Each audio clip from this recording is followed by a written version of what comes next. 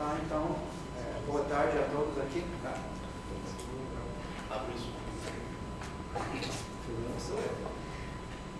Boa tarde a todos. Estamos aqui no Congresso Pensar Música, que é feita em parceria com o Festival Savassi. Estamos super agradecidos por essa parceria entre o festival, o FMG e o NII. Estamos aqui na mesa Soul, música e tecnologia. E eu sou Cliff Corman, sou moderador, não vou gastar muitas palavras, só vou dizer o seguinte: esse assunto de música e tecnologia e também um outro campo que Pensar Música aborda, que é a improvisação, é um assunto de décadas já, pelo menos desde a década de 50, se não for antes, meus colegas vão dizer, especialistas. Mas pelo menos na década pós-guerra, 50, as avanços de tecnologia e de improvisação e conceitos que foram elaborados desde essa época, que realmente temos 60, 70 anos. Né? Isso tudo está acontecendo de uma certa maneira, pelo meu conhecimento, o campo de tecnologia, música eletroacústica, utilização de tecnologia com música, e o campo de improvisação, eles não estavam ligados necessariamente. Mas ao longo das décadas, eu pessoalmente estou identificando como alguém que lida no campo de improvisação, que as áreas começaram a ficar bem próximas. E isso, para mim, eu acho que meu colega Mauro Rodrigues também, é algo muito interessante. Então, estamos aqui para considerar esse estado de arte, né, dessa situação. Então, temos aqui 3 colegas. Eu vou introduzir cada um, antes que eles vão falar. E eles vão ter 20 minutos, né, para falar. E a gente vai uma pessoa depois da outra, e depois teríamos um tempo para debater e bater papo um pouquinho, tá bom? Então, desculpa qualquer chatice, eu vou olhar o relógio só para dar um aviso de 3 minutos, 2 minutos faltando, tá bom? Então a gente vai começar com meu amigo e colega da Unirio, Alexandre Fenerich. Não tem acento aqui, então o estrangeiro é muito difícil.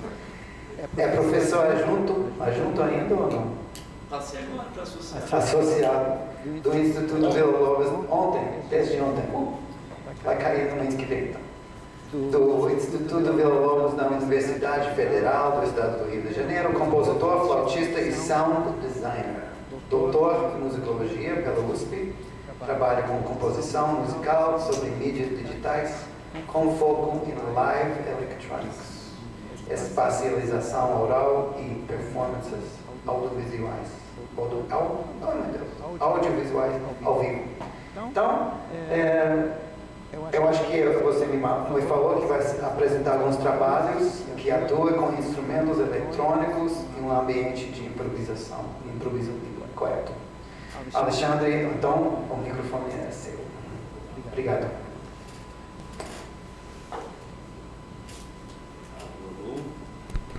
Puxa vida, eu que agradeço. Vou pedir para vocês botarem aquele PDF para o pessoal ir vendo. Eu que agradeço o convite, sou Mal Cliff. Esse texto que você leu tem algumas particularidades, live electronics, sound design, eu perpassar por isso. Mas, eu queria trazer aqui para vocês um pouco da minha trajetória com improvisação livre e uso de tecnologia computacional, computador. Aí eu fiz uma apresentaçãozinha aqui, queria pedir para vocês passarem para a terceira folha, se puder. Fiz um resumo, mas eu não quero um resumo.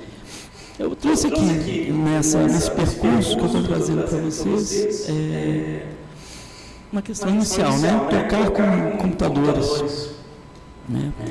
E no meu caso, isso começou a acontecer, e então passar por tempo diferido, né? Que eu estou falando aqui. Em 2003. E eu não mencionei aqui, isso aconteceu com o meu trabalho de sound design e de compositor. Eu fiz um trabalho para uma peça teatral chamada Valsa número 6, que é uma peça um monólogo de Nelson Rodrigues. Foi montado por uma atriz lá do Rio de Janeiro, a Denise Milfan, e ela me pediu para fazer espacialização, porque a peça a protagonista ela está no limbo, é uma peça espírita, ela está num lugar em que ela ainda não percebeu que morreu. E ela tenta, então, conversar com suas memórias e com os fantasmas dos vivos, uma inversão dos fantasmas são os vivos. E essas vozes que ela escutava na sua imaginação, ela queria que fossem espacializadas. E por conta disso, então, eu me aproximei de uma performance ao vivo, fazia isso ao vivo, operava o som da voz dela ao vivo, em 2003, com o Pulidato. Foi dessa forma que eu saí, eu compunha já há alguns bons anos, com computadores, mas em tempo diferido. E nessa passagem, algumas coisas aparecem. Naquele momento, eu escrevi aqui, né, o sistema não era 100% confiável, ele travava. A gente está vendo que ele trava bastante até hoje. Naquela época era 30%, ele travava muito. Né? Hoje, em performances ao vivo, ele chega a 90%. Eu coloquei 90%, mas ele é bem maior que isso. Mas ele era bem pouco confiável naquele momento. Então, o que acontecia aí, que eu vou conversar com vocês um pouco, é que precisava ajustar nos ensaios a capacidade do processador. É como se a máquina, o computador que eu tinha, ou que eu dispunha, fosse um outro músico. Porque eu tinha que ajustar. Bom, eu vou até aqui, eu estou ensaiando aqui, a partir daqui o computador não vai dar as contas, ele vai travar. Então eu tenho que retroceder. Essa era uma primeira particularidade de fazer música em tempo real com computadores naquela época, lá, início dos anos 2000, com esse programa Pulidato. Tem uma particularidade que na época o Pulidato não me oferecia, me dava muito trabalho para fazer espacialização. Então eu ficava transitando entre o Pulidato e o Max MSP. E faço isso até hoje. Então, eu tenho muito material em Max e muito material em Pulidato, eu fico transitando. Então, a minha opção para quem é da tecnologia, a minha opção pelo Max ou pelo Pulidato não se dá por razões ideológicas, ela se dá por uma razão biográfica. Eu tenho coisa em uma coisa, eu tenho coisa na outra. Porque o Pulidato é um software livre, né? E o Max, hoje em dia eu pago, mas por muitos anos eu craqueei o Max. Enfim, são outros aspectos dessa prática. Bom, de instrumentos virtuais que possuem proprietário ou não possuem, tem uma política ao redor disso, que eu estou perspassando assim de lá. Bom, outro aspecto é que no tempo diferido, o timing, ou melhor, a falta do timing, é percebido. Né? Você viajou ali e ficou tocando uma parada que você não... que está fora do timing de uma música, de uma escuta, você percebe e corta. O tempo real, não. Se você dançou de não perceber que você está enrolado lá com cabo, com coisas para ligar, aquilo vai ficar, você vai ouvir, vai ficar bagunçado para a escuta. Então, um problema para o design disso aqui é que os sistemas têm que ser complexos, tanto na automação. Então, eu tenho que inventar automações, eu dou uma coisa que eu prevejo que tem um gesto interessante. Isso é pré-feito. Né? Eu vou pré-programar isso, vou compor esses gestos. E aí, naquele momento que eu preciso, eu lanço mão disso e acontece. E o outro é que tem que ter uma otimização gestual. Eu tenho que pensar muito bem nos botões, nas questões que eu estou fazendo, para não ficar perdido ali. Senão a minha escuta, eu vou me distrair. Né? Numa situação de improvisação livre, muito comum a gente se distrair. Por conta dessas questões que são técnicas ou instrumentais. É como se eu tocasse piano e de repente eu esquecesse como é que eu passo o polegar. Eu tenho que reaprender, reestudar ali. Vai passar o tempo e eu vou dançar. né? Ou o meu piano, de repente, deixa de ter repetição. É uma coisa desse tipo que acontece. Né? Eu preciso prever isso, tem que programar. Vou passar para o próximo, por favor. Então, eu trouxe alguns vídeos de alguns trabalhos que eu participei. Eu vou trazer 3 trabalhos e tentar ser breve, não sei se eu vou conseguir. Um é com o do N-1, em que nós fazíamos uma série de improvisações que eram audiovisuais. Tinham ou geração de imagem e de som, tempo real, ou tempo da performance, como eu aprendi no livro, que eu prefiro 10 mil vezes, ou geração de áudio e som, ou captação ao vivo de coisas que estavam rolando ali. Eu trouxe 2 peças, vou mostrar só uma questão de tempo, mas a primeira, eu vou descrever, né, Marulho Oceânico. É uma peça em que eu captava a minha voz ao vivo. Todas as vezes testavam limites do computador na época. E à medida que eu cantava um filtro, fazia uma análise afetiva, isso tirava um filtro, um ressonador e um granulador que tinha o formante da minha voz. Então tinha um contínuo assim, ficava uma vitrola rolando, estava sendo captado, uma vitrola com uma bolinha de metal que ficava fazendo ruído e tinha um certo ritmo. Então a performance começava com eu cantando e entrava com essa vocalização da vitrola, a vitrola virava a voz. Isso era feito ao vivo e depois entrava uma série de granuladores com esses formantes da voz. Isso tudo naquela época eu fiz em Puridata, travava demais, então eu tinha que achar o ponto em que isso acontecia. Isso a gente tinha lá uma certa gestualidade moldada por ensaios, mas era improviso livre. Eu queria que vocês tocassem, por favor, o primeiro vídeo, que é o Marulho Oceânico. No Marulho Oceânico, é o vídeo. Eu inverti, né? Eu inverti. Pode tocar aí mesmo. Só para você ter ideia da sonoridade e do que rolava. O que está rolando aí? Esse é o Juliano Elite, que faz comigo essas improvisações.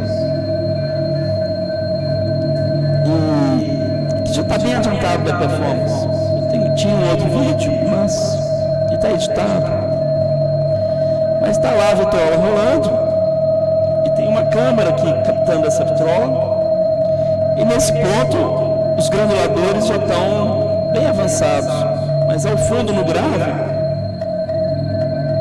tem um ressonador dessa vitrola. Aí a partir dos sulcos da vitrola eu fui fazendo essas imagens, tudo em Puridata também, a criação das imagens, e tudo improvisado, né? Tudo improvisado, não tinha um roteiro propriamente. Pronto. Então isso já depois de um certo tempo, né, 2008, a gente começou a trabalhar com isso. Aí o próximo trabalho que eu queria mostrar para vocês rapidamente também é Meta Remix, que é uma improvisação, né?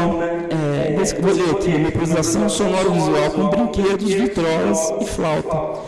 Essa improvisação ela é gravada e em sequência ela é remixada consigo mesma a partir de uma automação. Então a gente criou lá uma automação. E a gente tocava uma improvisação que não é talvez musical, sei lá, essa é uma discussão que eu vou jogar para vocês aí.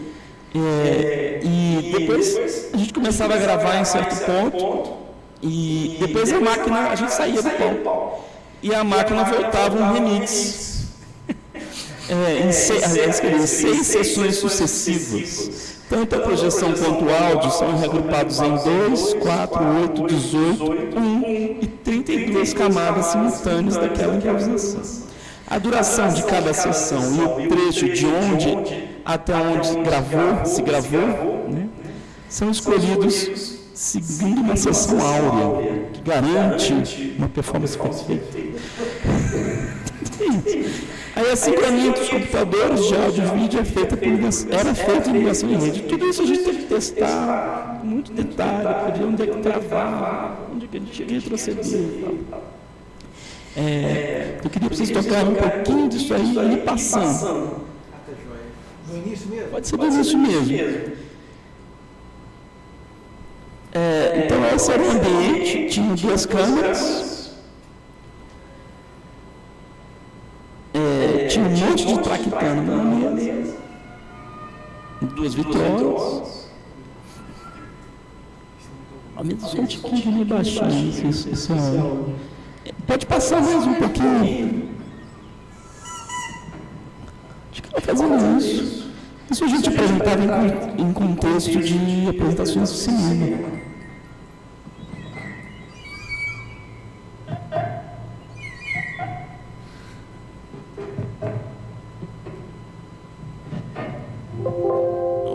Isso está sendo gravado. Aí pode passar um pouquinho, passa ali para os 3 minutos por aí. Aí, pessoal, também. Aí, nesse momento aí, a gente já saiu do palco.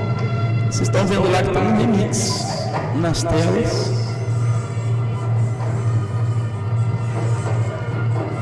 É longa, uma apresentação dura 25 minutos. Aí estava no 18, foi para 1. Passa só um pouquinho, mas quando tiver uma tela com muitas telas. Mas aí sim, pode jogar daí. E terminava assim, 32 camadas de áudio. Deixa um pouquinho para ouvir.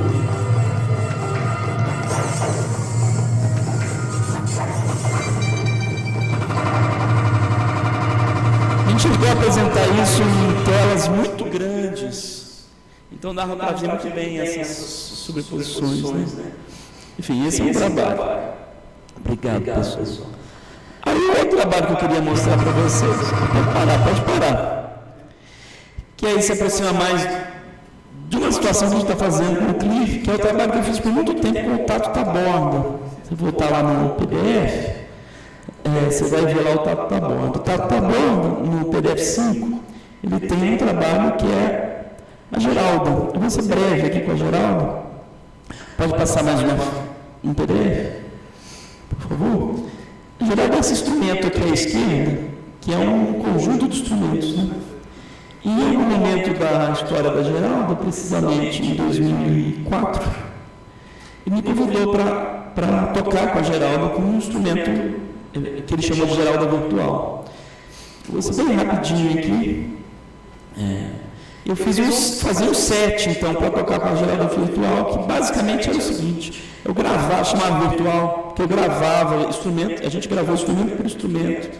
Tinha lá um banco de, 120 áudios, separados por tipos e tal.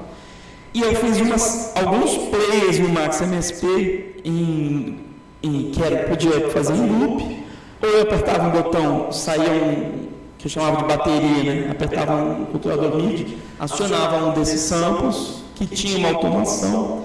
Os instrumentos em loop eu podia fazer várias coisas, podia espacializar, podia colocar num sistema octafônico, na caixa 7 e na 3, ou etc. Enfim, tinha uma série de procedimentos que podia fazer, podia granular por canal, assim, podia também girar. E isso era meu instrumentão, em que eu acionava com a Geralda.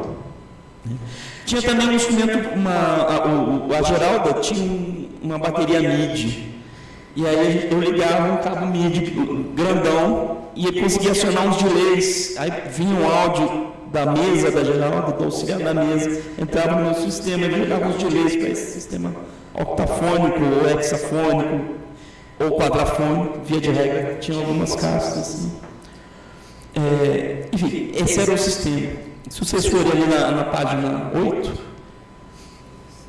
pode descer um pouquinho, tem as interfaces em Max, né? Aqui é a interface geral à esquerda, a do meio é uma coisa para arrastar o mouse por camada, e aí podia jogar espacializar, e o último Por exemplo, o Q era um player, eu podia jogar nas 8 caixas, por exemplo.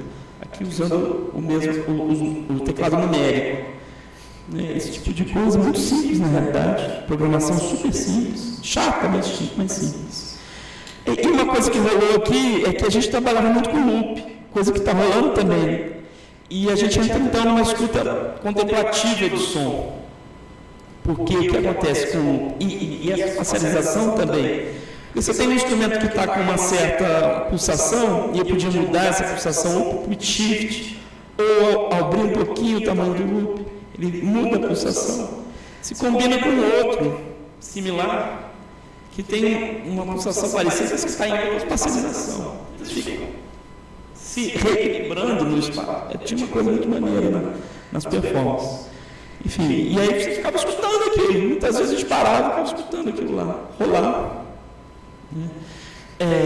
Pedi para você tocar um pouquinho, bem brevemente, porque está acabando realmente o meu tempo. 3 minutos. No último, assim, volta bem no meio, assim, no meio do áudio. Aí, pode ser aí. Isso é uma performance que a gente fez no ZKM, que tinha lá um monte de caixas. E 2009 ou 10, se não me engano. A situação é essa.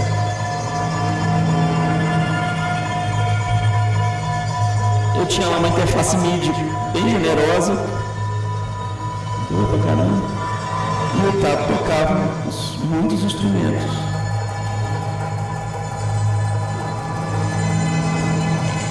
Acústicos, elétricos e eletroacústicos, como falou o Juliano Obit, faz uma análise disso, tem um percurso assim.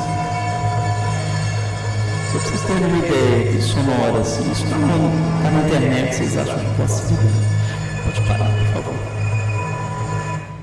Por fim, eu queria falar do coletivo Revoada, que é um coletivo que se formou agora em 2023. De improvisação livre, tem as diferenças com o trabalho que eu fazia antes e semelhanças, né? Que é com o Cliff, Zé Wellington, Peter Rocha e eu. Todos nós, eu, o Cliff e o Zé Wellington, somos professores da Unirio, e o Peter é um doutorando. A gente começou a tocar num evento de encontro, do 7º evento, né? de Encontro Internacional de Piano Contemporâneo, que rolou esse ano no Rio, e desde quando a gente está tocando. E aí a formação é piano a 4 mãos, 2 pianistas e 2 músicos eletrônicos ou laptops ou músicos, como o Peter chamou de músicos digitais. Então, alguma coisa se repete no meu set do Tato Borda, mas não muito, porque uma coisa essencial que aconteceu aqui é que nós, os laptops, a gente trabalha com material que é gerado para os pianistas diretamente, diferente do Tato. Naquele momento era muito arriscado também trabalhar dessa forma. Aqui não, a gente fica gravando em tempo real. Acho que aqui tempo real e tempo da performance, o que está rolando. E fazemos esse trabalho.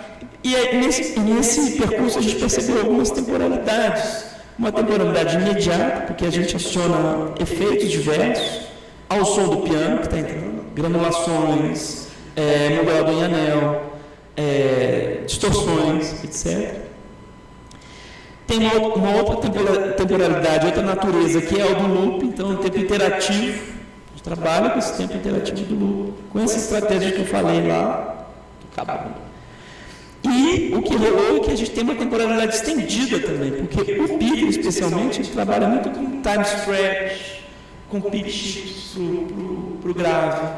Então, de repente, aparecem sons recém-gerados pelo piano, pelos pianistas, que têm outra natureza, completamente de outra natureza, são estendidos. E são estendidos, realmente tem outra temporalidade também. Isso atravessa essa temporalidade do piano, né? Então, a gente acaba trabalhando com essas diferentes naturezas de temporalidade, do som e da escuta. muito interessante o processo. A gente começou a pensar sobre isso, pensar inclusive no arquivo, né? No arquivo, não só o arquivo pessoal dos músicos, nos ensaios, mas também em arquivar os ensaios, usar de novo, que é uma possibilidade que essas máquinas apresentam, né? Ou então retomar sons que voltaram no início da performance, trazer novamente. Essa união deu uma boa forma de pensar tempo nessa nossa relação e também sempre com essa noção que a gente falou de prontidão e de imersão na escuta, contemplação. Isso também está presente ali, nesse coletivo Revoada. Enfim, era isso que eu queria trazer para vocês, essa relação com essa máquina aqui, diferente do que os colegas me mostram aqui. Bom, obrigado.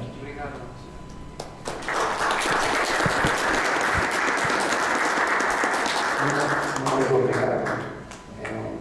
Vou reforçar aqui um prazer também construir esse projeto contigo, porque é um encontro super interessante para os improvisadores. Só vou pegar, a gente tem um pianista que sou eu, da área de improvisação, música popular, outro pianista que de música erudita, formada em erudita. E esses encontros têm sido muito interessantes. Bom, mais à frente. Eu vou apresentar agora o colega amigo Sérgio Krakowski, que começou a tocar pandeiro aos 15 anos de idade, aprendendo informalmente com amigos e depois se tornou um autodidata, segundo as redes da internet. Aos 18 anos frequentava as rodas, o grande passo foi isso. Frequentava as rodas de choro da Lapa, onde adquiriu muito do seu conhecimento musical. Fala aqui. E eu não vou falar muito mais, só que, pela coincidência, há 20 anos atrás, eu estava dando aula de música popular, história de música popular brasileira nos Estados Unidos, numa escola lá. E eu já estava fazendo viagens, né, temporadas aqui, e encontrei um disco CD, que chamava Tira Poeira, o nome do grupo, não me lembro se é o nome. E foi para mim uma revelação, assim, eu que tinha uma cabeça mais no passado, um pouquinho. Chegou esse disco, então esse disco foi o último disco que eu toquei nessa aula, depois de 15 semanas. Agora, vamos ouvir o que está acontecendo agora. E Sérgio está nesse disco, um grupo com Caio Márcio e saxofonista.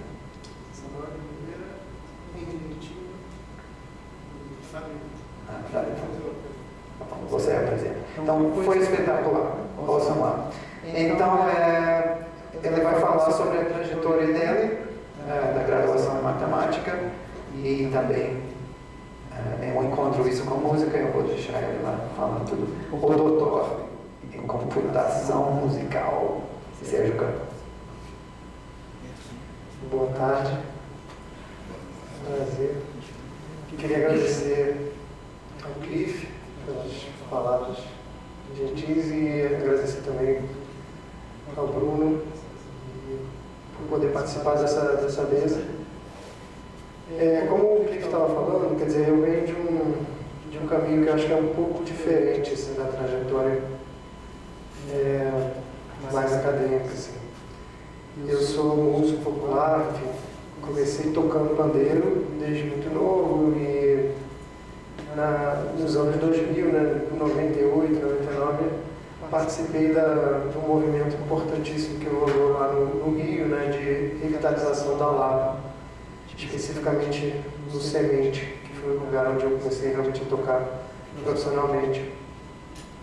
E eu até estudei flauta quando era mais novo, e, enfim, tive um contato com leitura de música e tudo mais, mas eu decidi fazer matemática como graduação.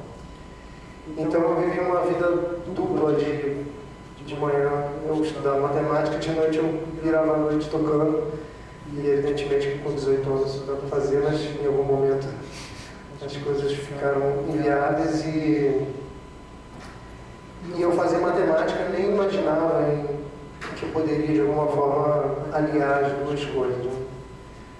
E aí, como o Clive falou, eu entrei no Tira-Poeira, esse grupo de choro, que foi um lugar, né, de criação artística muito importante para mim, e no qual eu tocava pandeiro, só tinha o pandeiro com percussão, e a gente criava os nossos arranjos. E comecei a me questionar sobre a questão do como que eu poderia usar o computador, né? Como é que seria possível incluir o computador nas performances e tudo mais.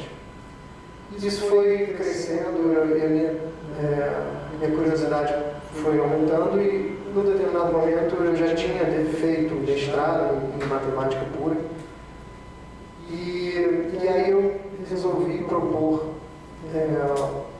para quem se tornou meu orientador, Luiz Velho, que era do Instituto de Matemática. Ele é do Instituto de Matemática Pura e Aplicada, lá no Rio, o IMPA, e ele é quem toca o departamento de computação gráfica lá. Então, foi um pouco diferente o caminho, porque justamente eu vim da música popular e o meu acesso a fazer isso se tornar algo que pudesse, né, ter uma relação com o mundo acadêmico veio pela matemática, assim, não veio pela música.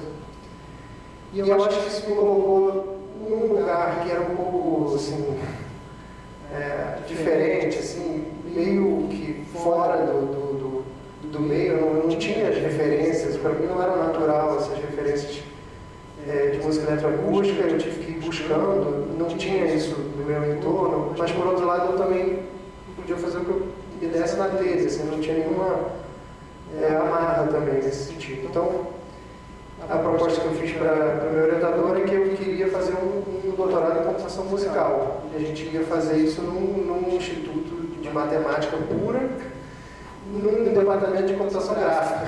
Então, assim, era realmente abrir um caminho que não existia ali naquele momento. E logo depois vieram outros alunos estudando o som. No Instituto de Matemática, quer dizer, se trata de uma questão de sinal, assim. O problema ali era visto como uma questão de sinal. A imagem é um sinal e a música é um sinal. Então, tudo bem, pode vir estudar isso, que é sinal mesmo, então seja bem-vindo. Assim. Todas as questões estéticas não tinham nenhum paradigma ali que eu pudesse seguir. Enfim. Mas a minha questão era a música popular. Meu interesse era poder inserir o que eu viesse a criar num contexto de música popular. E especificamente num contexto de música popular improvisada, onde a improvisação é central, assim, quer dizer. E eu vim do choro, que é um pouco mais, digamos, canônico, né, em termos de improvisação, né, você no máximo abre uma sessão, assim, em que cada instrumentista fala, né, coloca a sua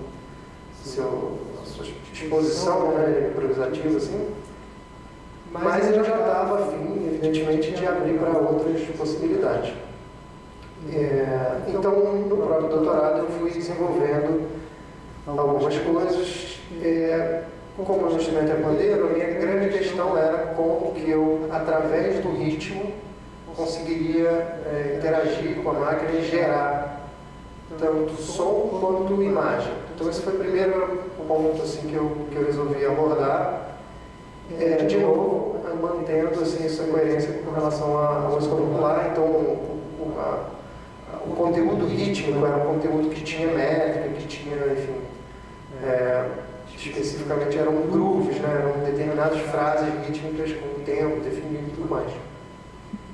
E aí eu apresentei no congresso de computação gráfica também um resultado em que eu consegui, através de frases rítmicas, controlar determinados modos de improvisação, que eu chamei de modos de improvisação, que eram bastante simples. Quer dizer, um dos modos era eu conseguir soltar um loop, né? um loop pré-determinado, com tempo, com beat e tudo mais, e eu usava uma frase rítmica, e nessa frase rítmica já estava contido, né, o tempo. Então, a grande questão para mim era a sincronização. Assim. Eu precisava de algo que continuasse no mesmo beat que eu estava tocando. Assim. Então, daí o Pioleira foi o Buridata foi a forma que eu encontrei de fazer isso, porque o Max era extremamente lento naquela época, e no Buridata eu conseguia fazer os softwares em C. Vindo da matemática, eu aprendi a programar em C, e aí eu conseguia fazer, enfim, o que eu precisasse de cálculo, assim.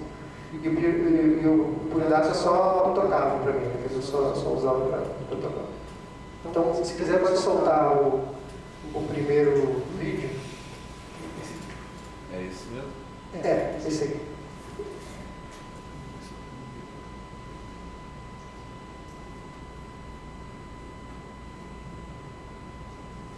And I'm here to present Pandeiro Funk, experiments on rhythm-based interaction. Instituto de Matemática Pura e Aplicada. Well, my question is how to make the computer listen and react to music in an improvisation situation.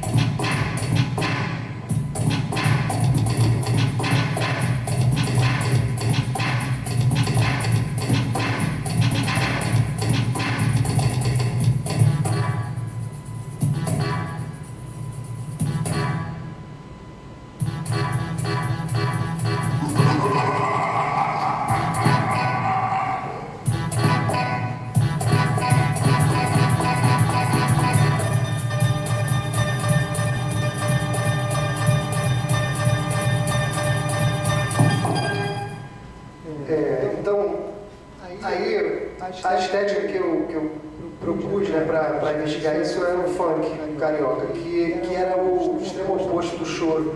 Eu achei que isso aqui seria interessante, assim. Inclusive eu fiz um projeto chamado Choro Funk, e apresentei esse projeto na Lapa, assim, num lugar onde eu tocava choro e samba. E no funk você tem a questão do sample, né? Você usa, em geral, os DJs podem tocar, fazer o set deles só usando o sample. Né? Então a minha questão foi como é que eu pego os samples, mas de vídeo e associo a samples de áudio e toco ao vivo, quer dizer, toco usando o pandeiro como interface. E aí, no caso, os modos em que eu usei, né, quer dizer, os modos que vocês ouviram aí, eles estavam sendo controlados por frases. Quer dizer, então eu fiz uma frase que gerava um loop por baixo, né? E aí depois, em outro momento, eu fiz outra frase que abria para samples. Aí eu tenho um classificador de som de tapa e grave que eu desenvolvi e que era rápido o suficiente para realmente não me atrapalhar na questão rítmica. E aí eu consigo definir duas imagens, né, com dois sons. E aí eu, mais uma vez, toquei uma outra frase, troquei essas imagens. E aí a ideia é justamente construir uma narrativa musical usando todos esses elementos. Então isso foi, acho que, assim, bastante interessante, justamente porque era uma tentativa de controlar a máquina, mas num contexto realmente que o funk se apresentava como uma via, né, de musical e usando o pandeiro. Então, por favor, esse aí já é uma pecinha um pouco mais fechada.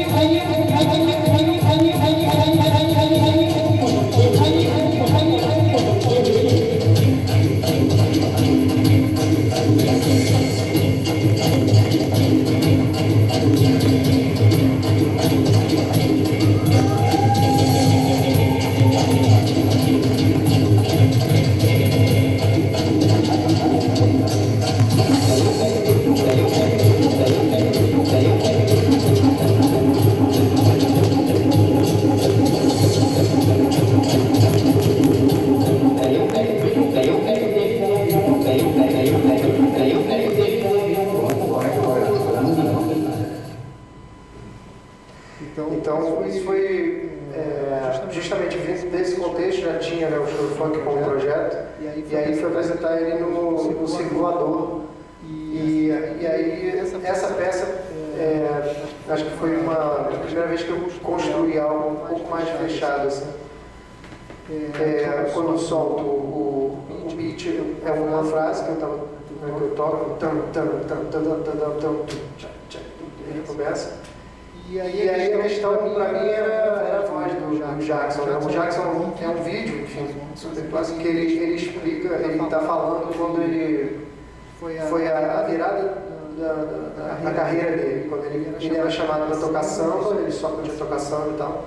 E aí, enfim, ele estava no auditório e acho que a pessoa o convidado especial lá não pôde aparecer e eles pediram para o Jackson cantar um pouco. E isso foi uma mudança muito grande de paradigma, porque, enfim, naquela época o samba que era hegemônico, assim. Então ele cantou Sebastiana e aí parece que a plateia veio abaixo e, enfim, a partir daí começou o sucesso dele. Então para mim era muito simbólico, né, ter o Jackson ali falando e a voz do Jackson é o Jackson. É um monumento, né, sonoro aquilo ali. Então, aí a brincadeira é justamente o pandeiro trazer, né, esse diálogo aí. E aí começa uma questão que é assim, eu toco uma nota, o pandeiro toca uma nota e não tem sustento nenhum, né? E a frase é uma frase. Então ali eu comecei a lidar com umas questões importantes de dimensão de som, né? Porque quando você acessa um som através de outro som, você está acessando uma coisa que pode durar 1h30, né? E aí, como essa relação do tempo fica muito diferente. Tocar pandeiro com um som, né, atrelado é muito diferente de tocar sozinho. Enfim, aí minha trajetória seguiu, muitas coisas que eu usava, né, essa coisa da frase, né, para poder soltar um beat, ou as frases para realmente controlar as coisas, eu acabei abrindo mão, porque eu percebi que a questão prática não era essa. Quer dizer, eu percebi que existiam formas de eu construir a mesma coisa, que é ter uma liberdade para definir o tempo de algo, mas eu não necessariamente preciso tocar uma frase. Quer dizer, então eu vou fazer usar pedal mesmo, de uma forma mais tradicional. Uso pedais atualmente, e aí minha pesquisa foi seguindo para outros caminhos. Eu até parei de usar a imagem, enfim, e seguir mais no caminho de construir um show solo que eu possa apresentar, e criar narrativas e criar, enfim, estruturas sempre improvisadas, né? Então, isso que eu vou apresentar hoje às 6 horas. E nesse show já não tem a questão da imagem, já não tem mais tanto isso. Eu até quero voltar com isso, mas é de uma forma um pouco diferente, um pouco mais aberta, assim. E eu acho que talvez vale a pena mostrar só um pouquinho de um outro trabalho que eu fiz nesse percurso também, que foi um trabalho de colaboração com um artista plástico chamado Otávio Schipper. A gente tem um duo, né? Ele trabalha realmente como artista plástico e ele me chamou para fazer algumas peças em que essa que eu vou mostrar, a gente usou telégrafos e sons espacializados. Então tinha 4 caixas de som, eu construí uma trilha que remetia a questões dessa peça. Chama Inconsciente Mecânico. Eu mandei um outro e-mail. É um e-mail logo depois. Deixa o último e-mail primeiro lá, primeiro. Acabei de... Esse aí é o primeiro? Não, esse aí. Não sei se não foi. Olha ali, ó, mostrar. Pronto, desculpa que eu me lembrei dessa peça. Aí pode.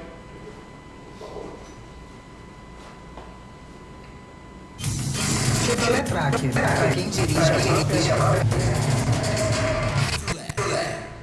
Little Red Riding Hood. Let's start the story different. It was dark inside the wolf. Eles pegaram a gente. Pegaram a gente. Masterclass do Sérgio Carlos.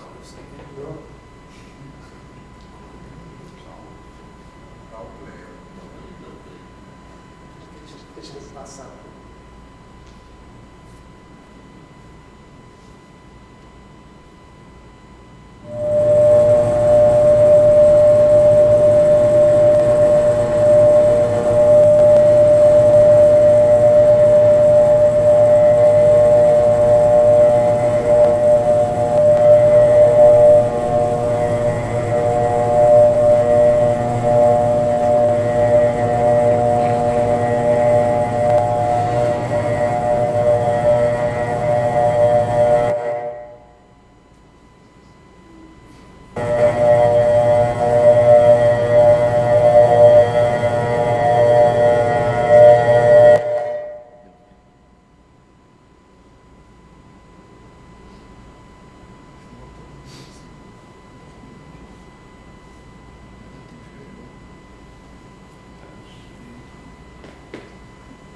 Enfim, ali a gente tem essa luz, né, que eu estou controlando uma programação também usando videira e os telégrafos. Os telégrafos ainda não chegaram a tocar, mas e aí tem a sonorização. Vamos tentar mesmo. Podemos tentar.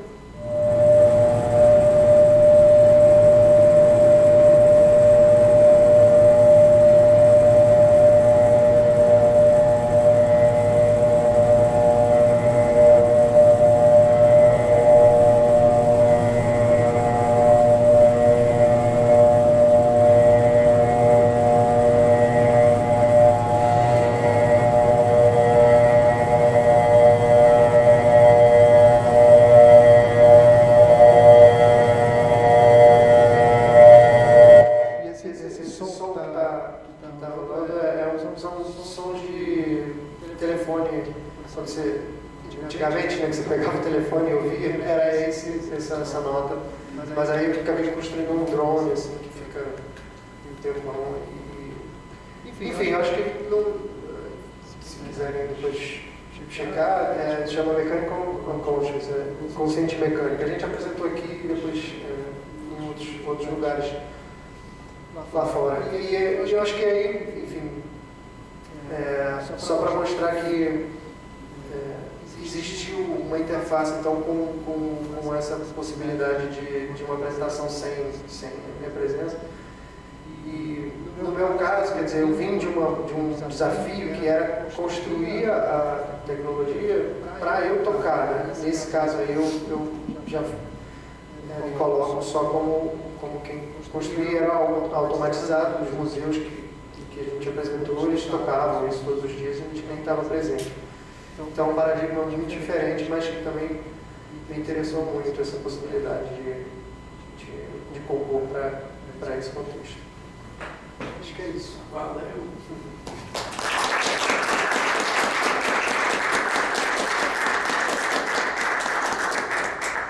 Obrigado, Sérgio. E agora eu tenho o prazer para apresentar o professor Sérgio Freire. Vou pedir licença. Pode? Só para montar aqui. Claro, então eu vou falando assim, Vocês vão colocar. devagar. Segundo a sede da UFMG, é professor associado, ainda é isso? Tá bom. Professor associado na Escola de Música da Universidade Federal de Minas Gerais, onde estamos, atuando nas áreas de composição, orquestração e sonologia. Desde 1998, coordena o Laboratório de Performance com Sistemas Interativos e graduado.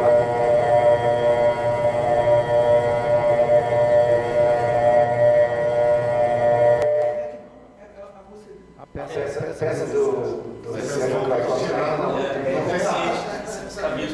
Ela está no PA. Tira dessa tela. Só fecha a tela. Mas tá bom. Assim não vai dar certo. E Esse microfone está saindo nas caixas. Aí vai. Não, mas vai dar certo. É porque tem Aqui uma sai entrada o pra cá. telégrafo, o som da peça dele de campos. fechou? Fechou. Ok, tá bom.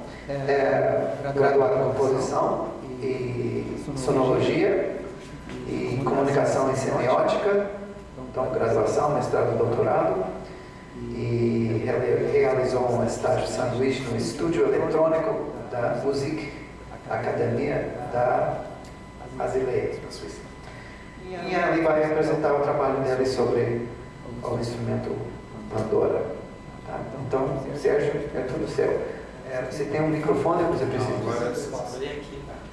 Esse aí tem que tirar das caixas. Eu tenho uma pergunta para vocês primeiro, que eu estou curioso. Assim, o nome dessa mesa, Solve. De onde? Resolve, que a gente está tentando falar, não, é solve mesmo. Solve, tá? Ainda tem um maiúsculo e minúsculo. Sol como sol, a nota sol. A gente pegou as notas do céu. É por nota, né? É por nota. Por nota. Isso é a nota sol. Certo. Estamos no meio do caminho aqui. Vou pôr aí para mim o quinto grau. os slides. O título que eu consegui pensar dessa apresentação foi a chamada Pandora, que é uma caixa clara, tocada e ocupada à distância. Tá? Eu acho que esse espero que fique claro. Os três pontinhos ali, esquerda, esses três, depois essa barra. Uma ideia, essa ideia vem desde quando a primeira vez que eu toquei isso foi em 2005. Aí foi a ideia de ter um tambor que toca sem contato direto do músico. E pode passar para o slide seguinte. E a partir de, assim, no início eu queria tocar, né, parecia que eu estava tocando um instrumento como, né, só sem encostar nele, mas outras situações foram aparecendo onde ele virava um palco interno, né, um espaço próprio onde aconteciam coisas também. Né? Então dava essa impressão de não de ser um instrumento sendo tocado, mas uma certa sala também. Em inglês fica bonito, né? Room drum, mas em português não fica tão bom, né? Tambor sala. E pode passar o próximo slide, aí vai aparecer um símbolo da música digital, né? Que são os sistemas musicais interativos, né? Que são muito essa possibilidade de conseguir diálogos com máquinas musicais, né? Essa figurinha aí de 2004, do Tom Eagle, que ele fala que é como que o computador vê a gente, né? Pelo menos naquela época. Só um dedo, um olho e 2 ouvidos. Não é um diálogo muito simples esse, assim, né? Hoje está um pouco melhor, tem até uma boquinha, né, que fala de vez em quando, às vezes reconhece outras coisas, né? Mas como tudo é serial, né, inclusive, né, qualquer coisa mais rápido que seja, essa questão do um dedo é um desenho estranho, mas ele é bem, né, em termos de música digital também, ele é bem significativo, assim, em termos de desafios que a gente tem. Uma grande característica é que a gente separa, na prática musical, né, separa o gesto físico do resultado sonoro. Né? A gente tem que programar isso, reprogramar de alguma maneira. Não existe sonho, né? As coisas que você quebre, né, como objeto físico, não como objeto digital. E esse termo do Joe Ryan, que em 1992, assim, fala desses manetes físicos sem modelo, para modelos virtuais, eu acho uma coisa interessante de pensar assim, o que pode ter além do dedo, ou com o dedo, a gente tocar coisas que não são realmente físicas. Né? Então tem essa tarefa, uma grande tarefa, captar os dados, né? Isso é um texto clássico, como é que ele chama? 93. Bom, fugiu o nome, isso que tem as fases de captar dados, depois processar, analisar esses dados e planejar a resposta sonora. E nesse caminho a gente mistura essas funções todas, então acaba que a improvisação ela aparece assim, ninguém começa a compor na partitura, ou querer fazer uma coisa muito definida no momento que está fazendo essas coisas. Eu acho interessante uma frase do George Lewis, que ele fala que se você considerar que compor é o que pode acontecer, não o que vai acontecer, então, assim, improvisação pode ser composição e vice-versa. Né? Então, assim, aí eu estou buscando ali agora 3 projetos, né, diferentes aí com datas antigas, né? Nossa, a Pandora começa antes de 2005, é a primeira vez que eu toco. Tem um projeto de um violão de nylon hexafônico, que é uma interface digital também, que começa aí por 2010. Tem o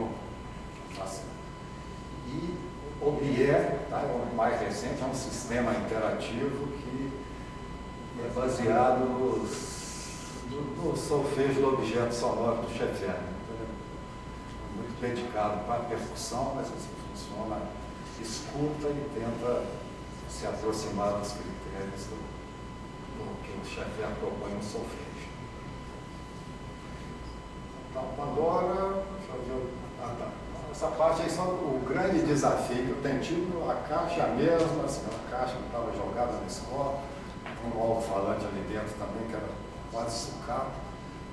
Mas o que tem dado trabalho são os controladores. Eu tenho feito transcrições, pode passar o slide. Muito. Eu iniciei utilizando, pode passar.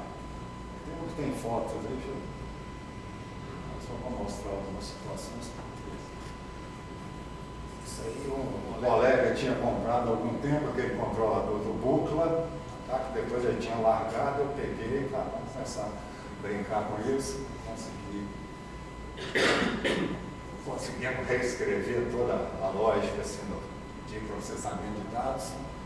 Depois uma das varinhas estragou. E nesse caso aqui, teve um dia, eu tinha que tocar 2 dias depois, aí arrumei um pedal para substituir a varinha, toquei com o braço para trás. Então, foi uma adaptação. Depois, num segundo momento, eu pus um joystick no cinto. Eu toquei bastante também. Então, uma varinha. Estão me escutando, né? Não sei. Aí, passei um bom tempo com o remote. Isso aí, tem outras pessoas que já tocaram dizer que essa semana eu comecei a fazer a transcrição para esses bichinhos aqui, né? Esses que são os IMUs, né? Então, o que eu posso é ver se funciona aqui e demonstrar para vocês um pouco. Eu não vou nem fazer performance, que ainda não é, mas eu estou. Já fiz a primeira transcrição e agora eu estou experimentando assim, transcrição gestual, que as tecnologias mudam bastante. Assim, então, os dados são diferentes, mas para chegar naquele som, é claro que chega em outros sons, mas no caso dessa peça eu quero repetir ela, como se fosse uma transcrição mesmo, fazendo parecido. O problema desse cara é que ele não tem botão. Às vezes é importante um botão, então eu estou estudando esse carinha aqui também, ver se não me. Está funcionando aqui, então tem vamos ver se agora.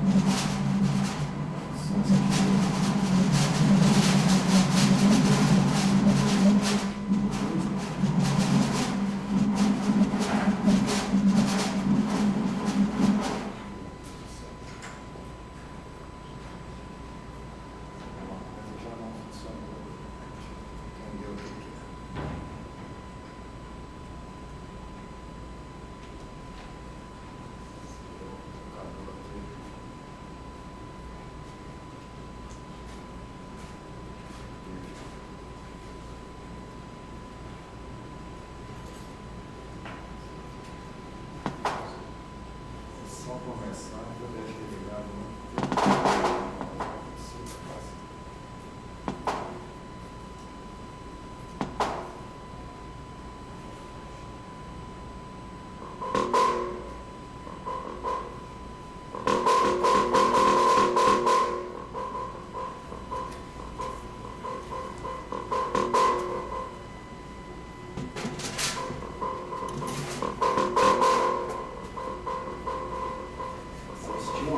Funcionando bem, né? Agora eu não sei nesse caso eu vou fechar e retomar, acho que é mais fácil.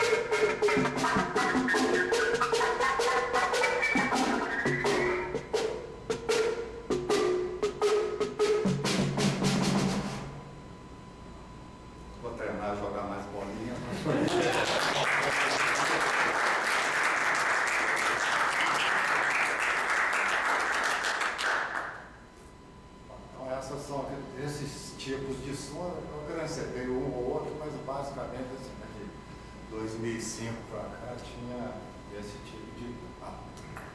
tipo de ideia. Né? Vamos ver o slide, o que tem na sequência que eu...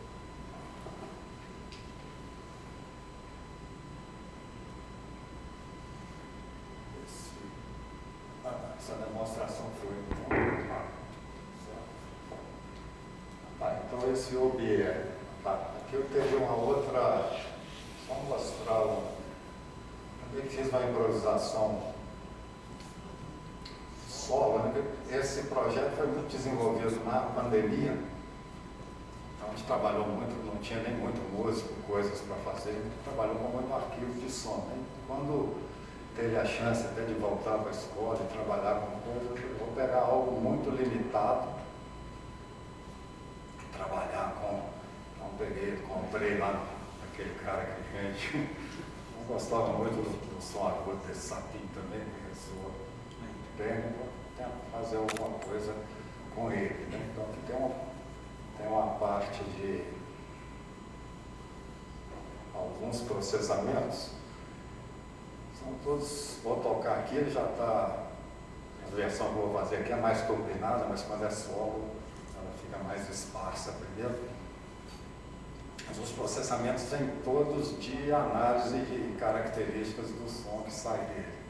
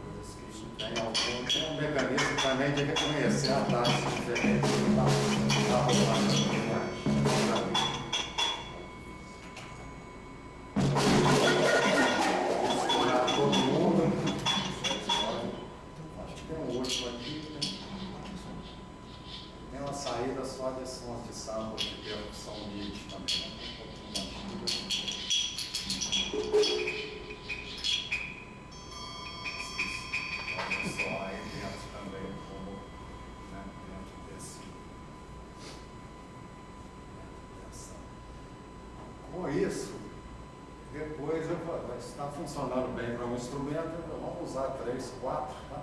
Aí vai ter um vídeo te montando no primeiro semestre, uma performance com um grupo maior, né? A gente usou voz, estava procurando instrumentos pequenos para conseguir soar lá dentro. Né? A gente usou uma voz, assim, né? Voz de não cantor, uma calimba, o próprio sapinho, e tinha uma dançarina também que estava cursando essas coisas, todo mundo em volta, e é um vídeo aí que é fragmento de Pandagora. Nesse caso, assim, quando ia entrar muita gente, a gente desligou a esteira. Mas assim, foi muito fácil montar. Assim, em 3 ensaios a gente montou 12 minutos, assim, uma coisa bem bacana, né? Satisfeito. Deixa eu só transmitir aqui. Então, você tem que imaginar, essa caixa está lá no meio do auditório e só sai som dela. Né? É claro que na gravação é...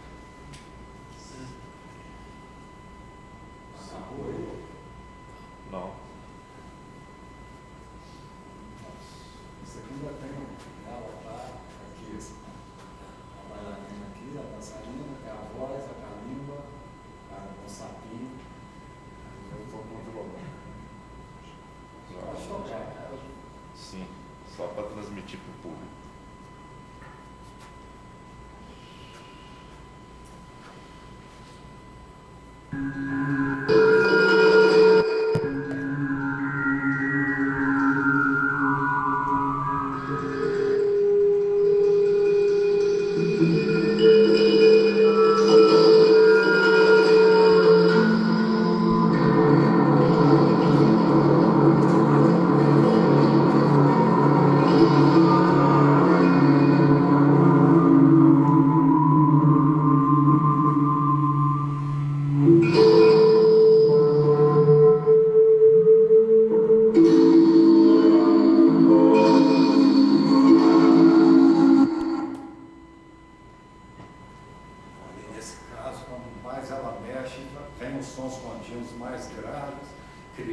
batimento e acumulando a voz, o espectro da voz, ela está comandando uma filtragem, um espectro warp também. A língua toca, prolonga com senoide, com batimentos, né? Então, tudo são informações que estão sendo tiradas dos próprios sons. Isso é bom, campo.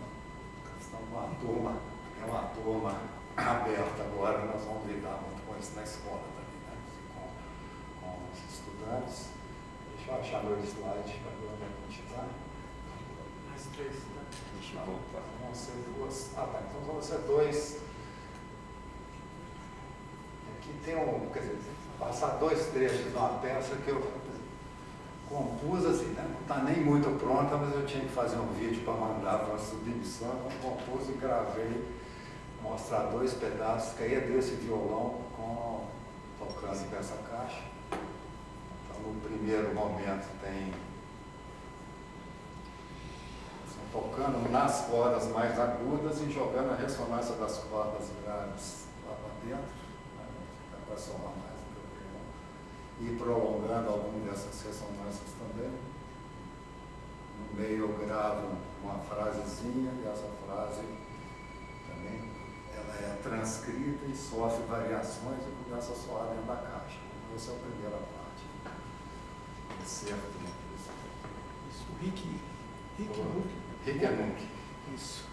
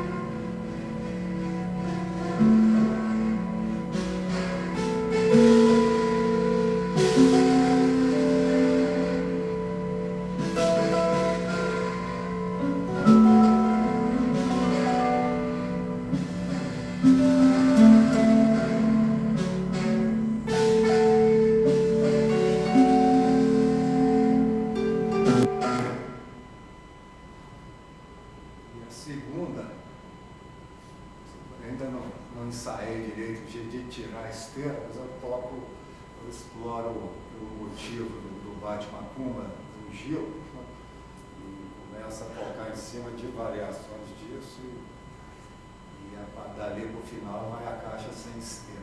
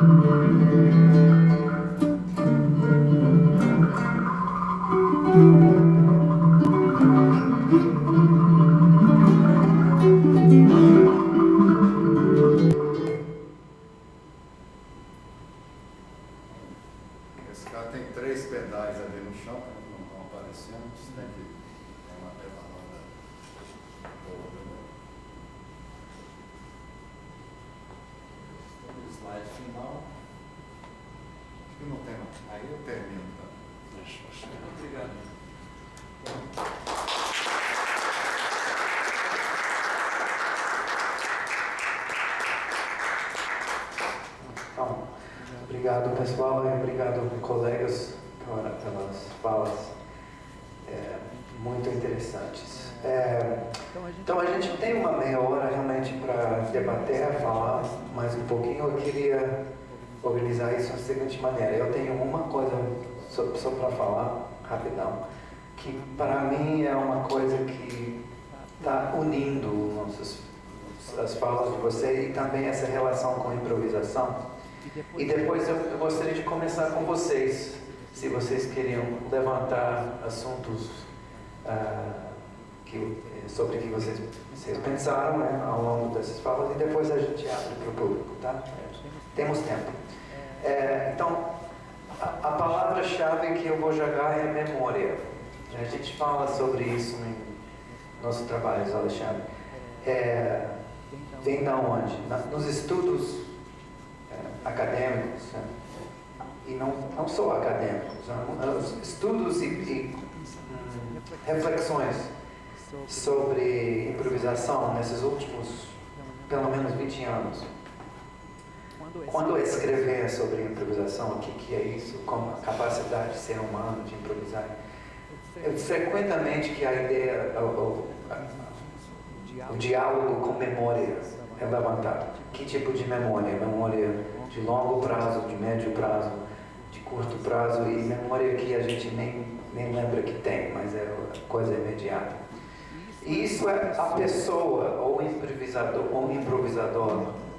músico, lidando com essas várias temporalidades. E aqui a gente tem, nos seus trabalhos, também um trabalho com memória. Sejam gestos preparados, sejam sons que estão guardados, sejam, como se fala isso no software, uma maneira de organizar, montar, como que é? Um template, não sei qual a palavra. É a maneira de organizar os presets, vamos dizer. Se vocês estão olhando para o computador, o programa precisa de uma certa preparação. Então, eu gostaria só de jogar isso, como que vocês acham que isso é relevante ou não no seu trabalho. Mas para mim, nessa aproximação de improvisação e música eletroacústica, eletrônica, hoje em dia de inteligência artificial também, né?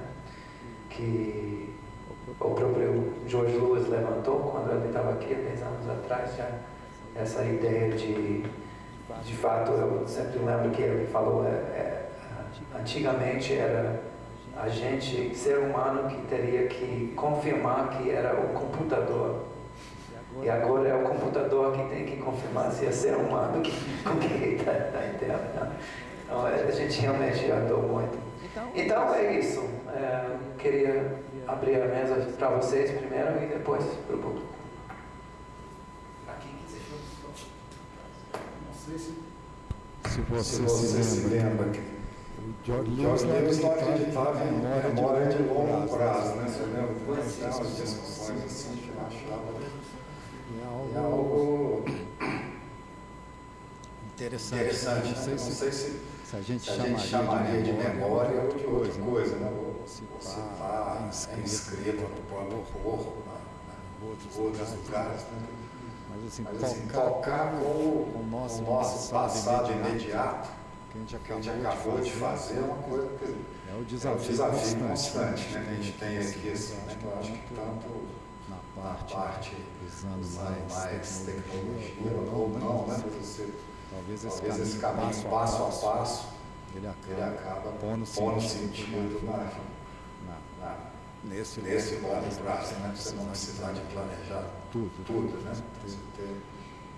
Então, pelo menos eu sempre penso em ter opções, né? Não pensar em uma reta, mas talvez uma roda assim, onde tenha saídas, né? Para lugares diferentes, né? Dependendo de onde está. Não tem um fluxo. De resto, não sei se é possível não ter memória. Também. Isso memória coletiva, outros de memória também, né? A gente está trabalhando com a memória do programa. O computador também tem, entre aspas, memória, que a gente acessa.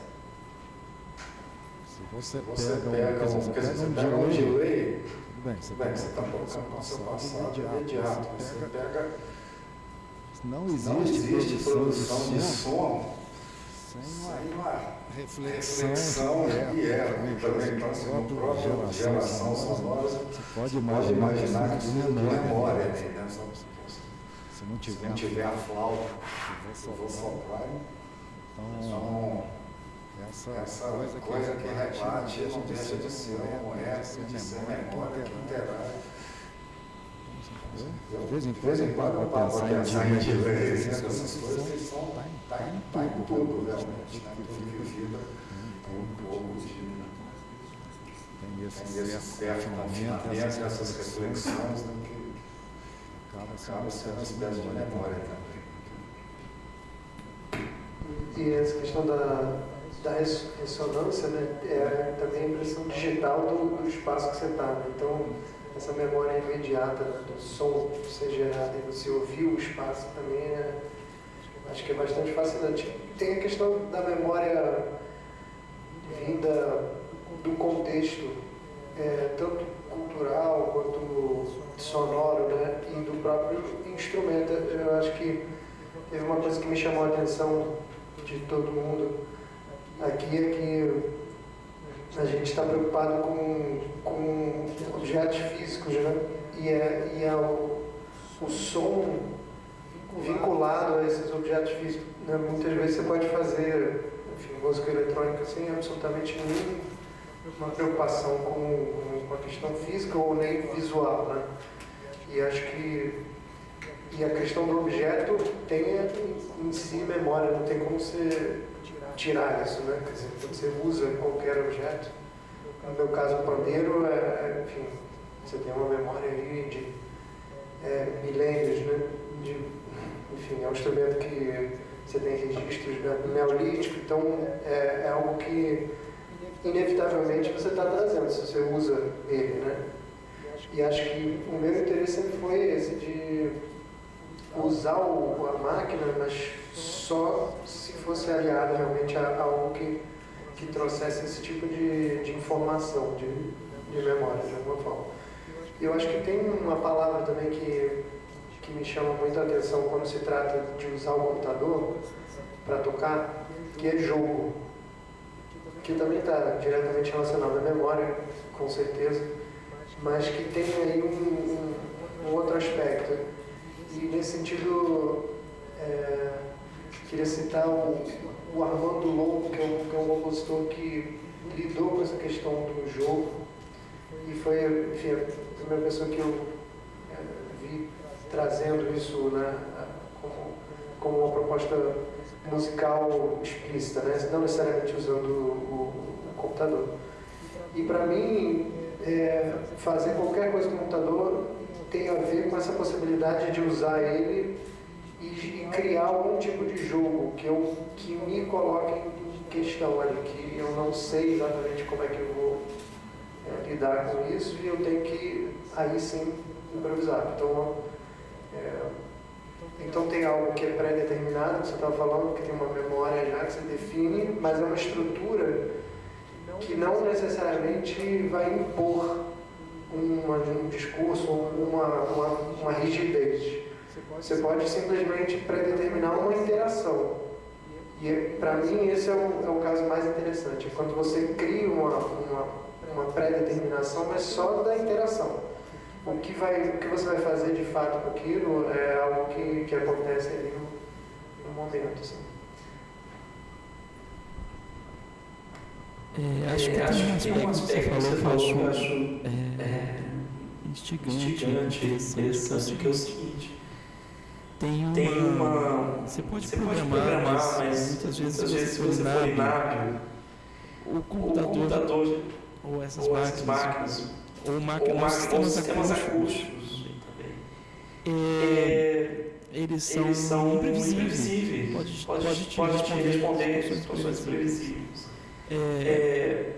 Existe uma certa pausa de tempo, né?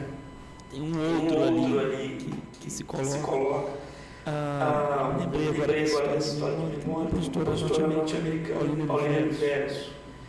Ela vai trabalhar nos anos 60 com um monte de leis de fita e sistemas de gravação, de playback e regravação. E nesse processo ela acaba descobrindo uma situação de uma temporalidade mais longa, justamente. E alguns momentos de previsibilidade total, porque isso entra em retroalimentação, fazer alguns sistemas isso não é computacional, né? É um sistema de retroalimentação que ela cria, que por vezes ia por caminhos que ela não previa nas peças, porque uma sonoridade acaba alimentando o outro, que alimenta a outra. Fazia isso, me lembro bem de 4 sistemas de retroalimentação com distâncias diferentes. São diferentes de leis, mas isso é muito simples a gente hoje em dia fazer uma reprodução disso. Mas ela versão extrema, quer dizer, não tinha um problema do tipo, não, vai saturar. Não, a saturação previsto no sistema.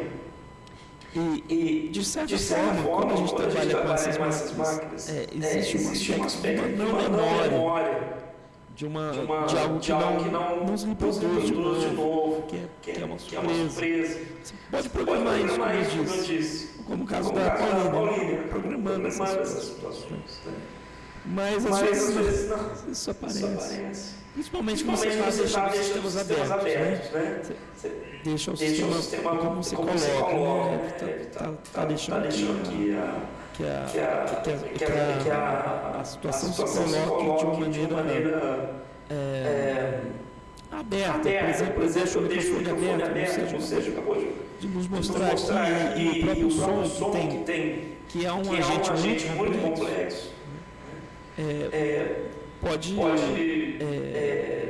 incidir no meu programa de uma maneira imprevisível, por razões várias. Se eu mudar de um lugar onde eu estou, essa relação do microfone, quando eu tiver tempo de passar o som, isso vai gerar uma situação imprevisível, muitas vezes. Então, estou pensando no outro lado, né, de uma outra memória pressupõe um certo sujeito ou um grupo, mas vamos pensar num outro aspecto, né, que é essa relação temporal não se dá, não existe essa expectativa. Completar alguma coisa, tentar ser breve. A minha sensação é que nós temos excesso de memória. Imaginando que é uma acumulação de dados, de coisas assim, que de certa maneira até me tranquiliza. Você precisar estar lá, você correr atrás. Mas a nossa geração fica correndo atrás de livro, pedindo para copiar, para mandar, fita cassete, né? Era tudo, parece que a gente corria atrás de memória, de conhecimento. E hoje em dia, tem tanto, mas não vai dar conta mesmo. Você acaba relaxando de certa maneira e concentrado mais no seu próprio espaço ali, né? No Rick Nunc, né? Bom, posso abrir? Então, alguém aqui queria perguntar algo, comentar algo? Está aberto para o público. Respostas? Mauro? Tem uma pergunta. Pergunta. O microfone para o Mauro. Vou pegar aqui. Não sei se a pergunta é pertinente, assim, não sei se a pergunta é muito... Tem que abrir, eu acho. Se a pergunta é muito pertinente, mas é porque tudo isso é muito mecânico, né? Essas treinas, todo o maquinário é muito máquina, né? E a gente também é uma espécie de máquina, uma máquina orgânica. E vou ter que contar uma história, assim, vai ter jeito. Porque na pandemia, quando começou a pandemia, que os alunos sumiram no primeiro momento, agora para tudo, cada um no seu canto, tal. Sumiu todo mundo. Foi entrando um pouco de desespero de saber o que estava acontecendo. Eu lembro que um dia que eu saí na rua, tinha ninguém na rua, eu falei, caraca, bicho, que doideira. Foi me dando um certo desespero. Eu comecei a procurar os alunos, tal, para está acontecendo e tal. E a gente começou a se perguntar que sentido tinha estudar música se a gente não podia fazer música, né? Não podia encontrar, não podia fazer música juntos. Qual o sentido de ficar estudando música? Né? Que acho que isso aconteceu. Muita gente deve ter pensado isso. Né? Qual o sentido de fazer as coisas que eu habitualmente faço se eu não posso fazer? E a gente começaram a surgir assim, as histórias, assim, por que eu vim parar na música? Por que eu vim parar nesse trem? Né? E aí começaram a surgir histórias, às vezes da infância, no primeiro momento que eu fui chamado para a música. E o que tem a ver com essa coisa é que esse momento do chamado, quando a gente é chamado para esse ofício, vamos dizer, é um chamado que não inclui nenhuma habilidade mecânica, porque eu não sei tocar. Então, é como se fosse alguma coisa que não, da minha natureza, que não é máquina, que é tocada por enfim, uma natureza que não é. E eu vendo assim, essa quantidade de máquinas, assim, o trabalho com máquinas, a pergunta é, esse trabalho com o mecânico, ele pode ser uma possibilidade de um contato com alguma natureza humana que não é automática? Bravo. Palmas. Alguém quer?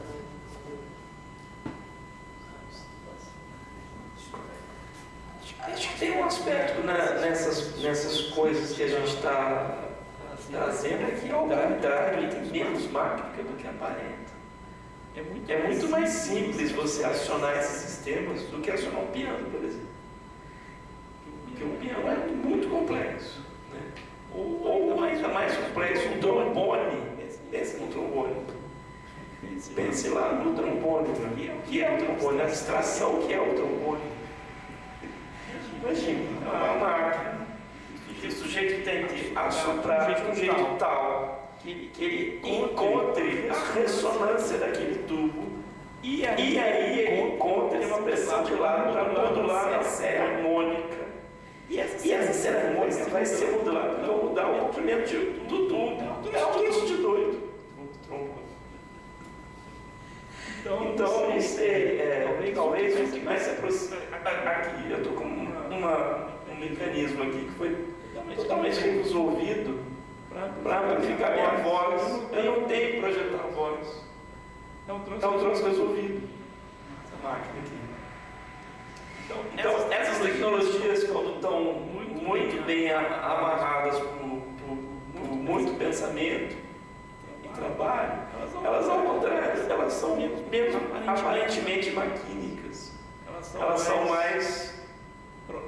Agora, a gente aqui fica experimentando, né? Fica inventando moda, criando, mas acho que a tendência é a gente se aproximar desse estado que você coloca, né?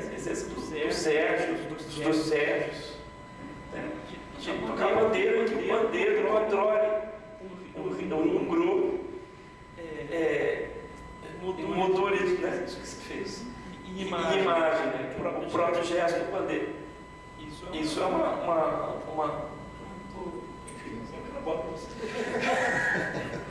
Então, eu acho que a minha esperança é que sim. E quando eu me afasto disso, eu sinto que eu fui para um caminho que eu não quero ir. Aí eu volto e busco outros jogos que me façam me sentir inspirado, que é a única questão ali na hora da improvisação para mim. Então, mas isso não é dado para mim, pelo menos a minha experiência, que várias vezes a máquina me tirou do lugar. E aí eu fui tentando mudar. Toda vez que dava errado, né, eu saía do lugar, porque eu estava mais preocupado em estar racionalizando para entender o que a máquina está fazendo do que está tocando. Aí eu entendia, não, está mal feito o sistema. Então eu fui ajeitando o sistema para eu não ter que prestar atenção nele. A minha grande questão ali, quando eu estou tocando atualmente, é que eu preciso muito pouco de atenção para controlar. Então eu me perco no que me tira do eixo, que é outra coisa que não seja o som. E aí eu consigo submergir no som e aí tudo bem, aí ótimo, tem a máquina, mas também se não tiver a máquina eu estou feliz de tocar só pandeiro, não tem problema nenhum, assim, a máquina para mim é só um outro caminho possível de um anexo ao que eu estou tocando. Várias vezes eu preciso inclusive tirar todo o som da máquina para relaxar de novo e voltar para esse centro sonoro do pandeiro, que é onde eu realmente consigo me aprofundar assim, nessa questão não maquinal. Sabe? Então, para mim, isso é um desafio constante. Tudo que eu estou tentando fazer é isso, é criar portas para lugares diferentes sem me perder nessas portas, assim, conseguindo realmente manter uma integridade espiritual ali, né? que é a minha questão de estar no palco. Assim. Mas muitas vezes deu errado, muitas vezes, muito. Só deu praticamente errado até eu conseguir encontrar esse set que eu consegui agora, assim, que é eu realmente me sinto confortável e feliz assim, no ato de fazer a coisa. Né? E não me suga a atenção e me tira do centro.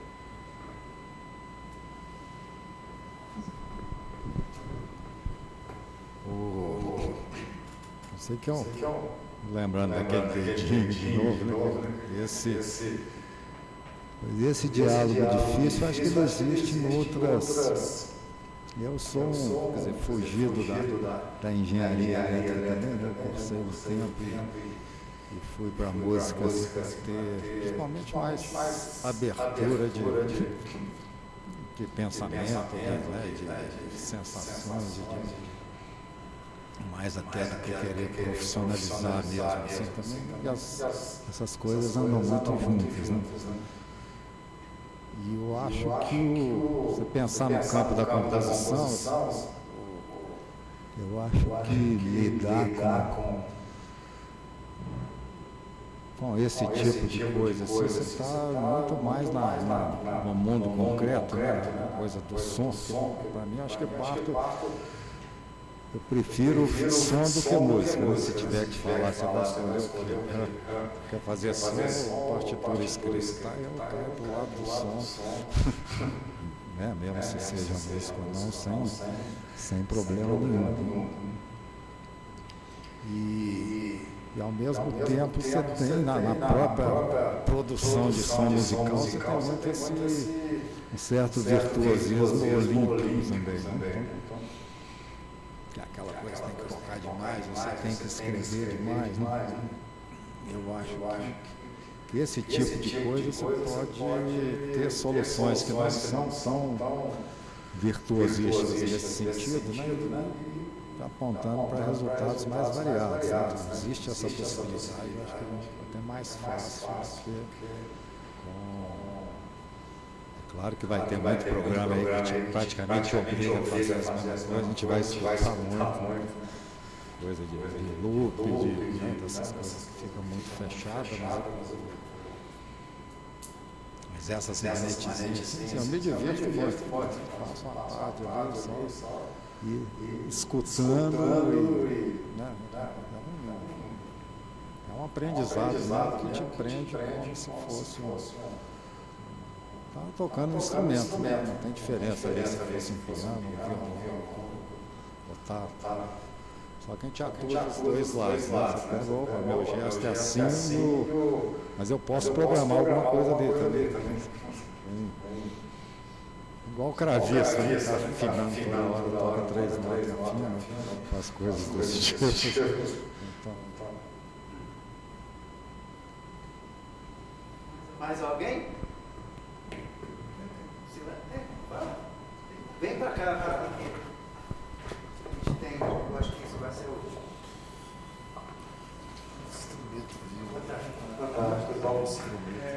Eu tenho uma pergunta mais no sentido de dentro do campo da nossa tecnologia, as ferramentas são diversas. gigantescas, né? Então a gente abre um mundo de possibilidades que muitas vezes a gente se perde lá dentro também. Porque são muitas ferramentas, são muitos códigos, são muitos softwares, são muitas possibilidades elétricas, mecânicas, digitais, agora entra a inteligência artificial, aprendizagem de máquina, enfim. É um mundo à parte, né? Que não foi feito exatamente para se fazer música, mas nós como os artistas nos apropriamos disso. Quando a gente está no processo de composição e criação musical, muitas vezes o som se resolve por ele mesmo. Então a gente sabe que uma sequência harmônica X vai soar de um jeito que ela vai fazer um certo sentido para os nossos ouvidos, para os nossos gostos e também para o público. Então qual que é a importância, no caso de vocês, como é que vocês lidam no processo de criação com o aspecto poético da música, né? Como é que vocês lidam com o aspecto extra, não gosto dessa palavra, né? Extra musical, a gente já conversou bastante sobre isso. Não é extra musical, mas aquilo que daria sentido, né? Um sentido, um fio condutor, vamos chamar de fio condutor, já que a gente está dentro da tecnologia, de raciocínio que envolva essa linha musical com a tecnológica de uma maneira na criação de vocês. Como é que se dá esse fio condutor no processo de criação? Aí eu acho que é muito pessoal, né, cada um. Enfim, mas é isso. A gente tem, vamos dizer, 5 minutos para responder aqui. Bom, no meu caso, como eu falei, né, quer dizer, eu vim da música popular, então já tenho uma certa enquadramento assim, de que você espera, pelo menos no choro, né, da poética, já é uma poética, digamos, dada. Você fazer uma roda de choro, acho que já é um lado poético, e depois você improvisar e ouvir a questão acústica. Então, eu vim desse lugar, assim. E depois eu fui buscando outros caminhos mais improvisativos. Aí tive um percurso em Nova York que me deu muita alimento assim, para a alma, né? Vendo muita gente trabalhando com isso. É um lugar que eu encontrei muitos pares, assim, nesse sentido de sair do enquadramento, né? Não necessariamente usar o tempo, não necessariamente. E para mim o que perdurou foi a questão da narrativa e do estado de transe que eu tento encontrar quando eu estou tocando. Então para mim a única questão para mim é conseguir construir, tanto no sentido instrumental, né, estruturas que eu vou usar ali no momento do tocar, mas o que eu busco é um estado em que eu não estou ali racionalmente presente, né? Não estou pensando, eu só estou realmente criando um fluxo que eu tendo a acreditar a algo mais maior do que só a minha existência ali. E então, para mim, a poética é muito ligada a isso, assim. E eu, aí, com relação à memória, quer dizer, o tambor é um tambor, o tambor é um tambor brasileiro, o pandeiro. Para mim, isso está me perpassando o tempo inteiro, todas as construções que vieram do choro, da música instrumental estão ali. Eu tento só conseguir estar presente ali. A única coisa que eu tenho que fazer é estar presente. E aí, com relação à máquina, assim, é o que eu falei. A única coisa que eu preciso dela é que ela não me atrapalhe. Se ajudar, ótimo. Mas o importante é ela não me atrapalhar. Então, eu fui desenvolvendo as possibilidades de usar a máquina, mas, como eu falei, assim, eu não tenho nenhum apego a ter que usar a máquina. Inclusive, tem momentos que eu fico muito feliz de estar fazendo sem a máquina, tocando sem a máquina. Mas eu acho que abre um lugar diferente. E uma coisa que eu queria falar, que tem a ver com uma pergunta que ele fez antes, que foi muito poderosa, assim, é que eu acho que, vou falar aqui, não sei se vocês, por favor, me corrijam se eu estiver errado, mas eu acho que a gente está tentando subverter a máquina, assim, porque a máquina vai te dar a possibilidade de fazer um loop para você fazer uma coisa careta e tal. Então acho que a sensação que me deu, e é uma sensação que foi da onde eu vim para lidar com a máquina, assim, eu não quero fazer isso. Eu quero poder fazer o que eu quiser. Esse fazer o que eu quiser, para mim, é uma subversão, assim, é um ato subversivo de eu não vou usar o Logic desse jeito, eu não vou usar nem o Max, necessariamente, de um jeito canônico. Eu quero buscar realmente outras possibilidades, assim. Enfim, então acho que de alguma forma, não sei se é comum, mas para mim é algo muito presente. Assim. Eu acho que é um pouco por aí também. Tem um aspecto de tocar com essa situação aqui que te coloca uma certa liberdade das escolhas. Realmente você vai entrando mesmo no som, sabe? Você improvisa nesse sistema. Mas eu acho que tem a ver um pouco com a linguagem também, com o que eu acabo entrando. Tem a ver com a linguagem, é uma coisa anterior ao uso dessas tecnologias. A maneira como eu entro pelo som, eu assumo que tudo que está passando ali é possível. Isso por um lado. Por outro lado, eu gosto de me aproveitar da máquina. Essa performance Meta-Remix é uma sátira da máquina, na realidade. Então, por vezes a gente intencionalmente fazia isso. Vamos lá, bom, é isso. É uma coisa que está passando por... Essa coisa do loop, muitas vezes a gente extrapolar o loop é um limite do absurdo. Não tem loop em tudo. Tem no disco, tem na imagem, tem no som que está pré-gravado, tem em mim mesmo. A coisa... Só que esses loops nem sempre estavam em sincronia. Então isso acaba gerando uma é isso que eu falo, é uma escuta que você tem que ficar sacando onde é que isso vai entrar em sincronia ou se vai entrar em sincronia. Então tem essa coisa que a máquina em si proporciona de uma maneira muito simples. Ela é um instrumento de ficar girando. Ela fica girando. Coisa básica de qualquer máquina, desde a Revolução Industrial, são máquinas que ficam girando. Tem áreas no fundo. Tem área digital, isso aqui. Bota lá o tamanho do troço e ele fica girando para você. Também porque não se aproveitar dessas possibilidades de equilibrismo que a máquina tem. Mas é claro, às vezes as pessoas abusam um pouco dessa facilidade. Então, você tem uma coisa de proporcionar um contato com o som que não é tão mediado pela música. Eu sou músico, né? Eu estudei música a vida inteira, desde criança e tal.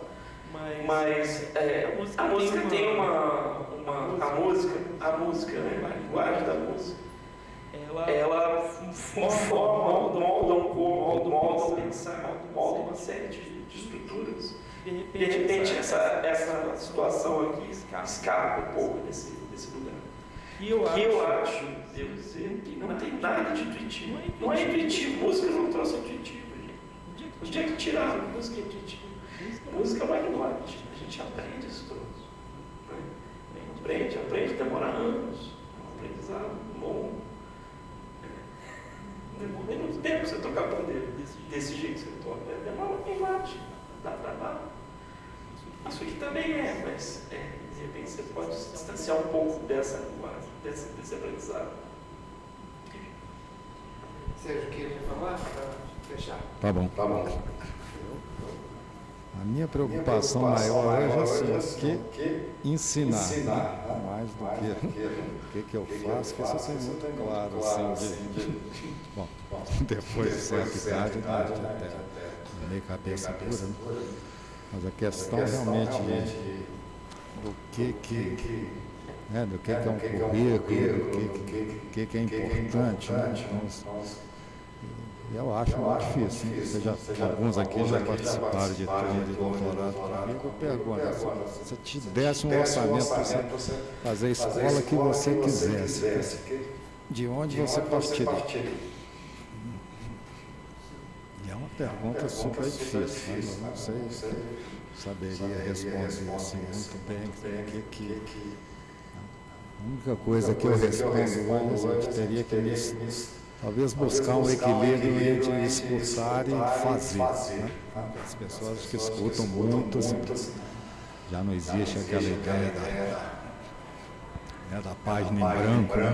Que vem de conservatório, que vai encher, né? Vai formar a pessoa. E os jeitos de tocar são muito variados, né? Então, eu acho que tem uma abertura para e possibilitar práticas, né?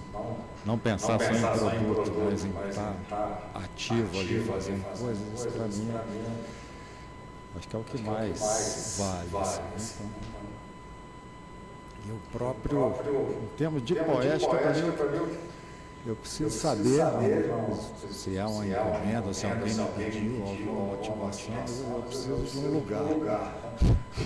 Eu fico ali, fico quietinho e tentando escutar o que eu gostaria de ouvir. Então, o meu processo é mais por ali.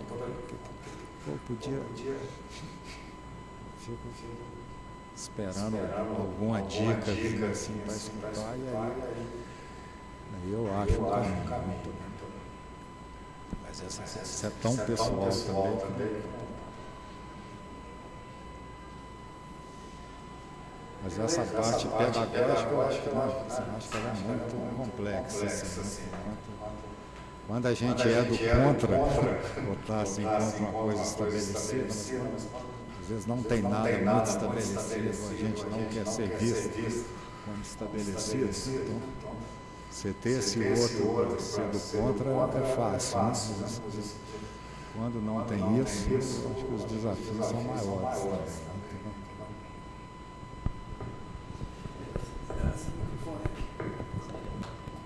Então, com isso a gente fecha. Eu queria agradecer Sérgio Freire, Alexandre Fenerich, Sérgio Krakowski, João Machala, Leandro do Carmo, aqui no setor técnico, e o parceiro Mauro Rodrigues, o Festival Savassi, o Congresso Pensar Música, e a gente pensou aqui. Tá?